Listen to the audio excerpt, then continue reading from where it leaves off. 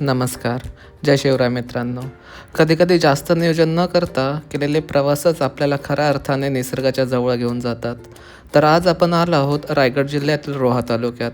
अशाच एका किल्ल्यावर जो दिसायला अतिशय वेगळा आणि ऐतिहासिकदृष्ट्या खूप महत्त्वाचा आहे. हा आहे किल्ले घोसाळगड, ज्याला छत्रपती शिवाजी महाराजांनी वीरगड असं नाव दिलं होतं. हा ट्रेक अतिशय सोपा आहे.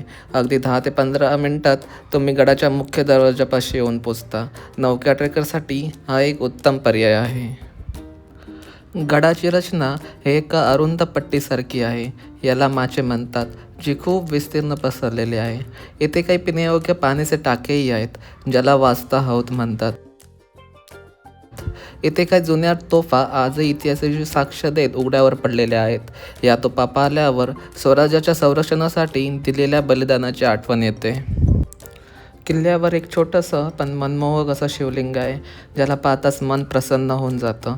इथे एक दारुगोळा इमारतीचे काही अवशेष शिल्लक आहेत.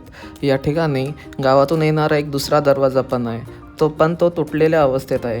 हा दरवाजा तोडण्यात आला आहे की काळाच्या ओघात तुटला आहे याबद्दल काही कल्पना नाही.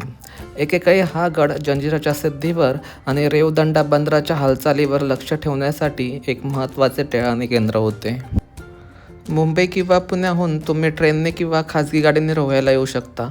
तिथून साधारण 10 ते 12 किलोमीटर अंतरावर घोसाळे गाव आहे आणि इथूनच किल्ल्याची खरी चढाई सुरू होते.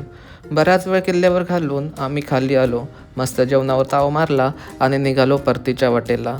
जर तुम्हाला कमी वेळात एक सुंदर ऐतिहासिक ठिकाण बघायचं असेल तर घोसाळगडला नक्की भेट द्या. तर आजचा हा ब्लॉग कसा वाटला हे कमेंट्समध्ये नक्की सांगा आणि अशाच नवनवीन प्रवासासाठी अक्षययात्राला फॉलो करायला विसरू नका. चला भेटूया मग पुढच्या अशाच एका नवीन प्रवासात. जय शिवराय.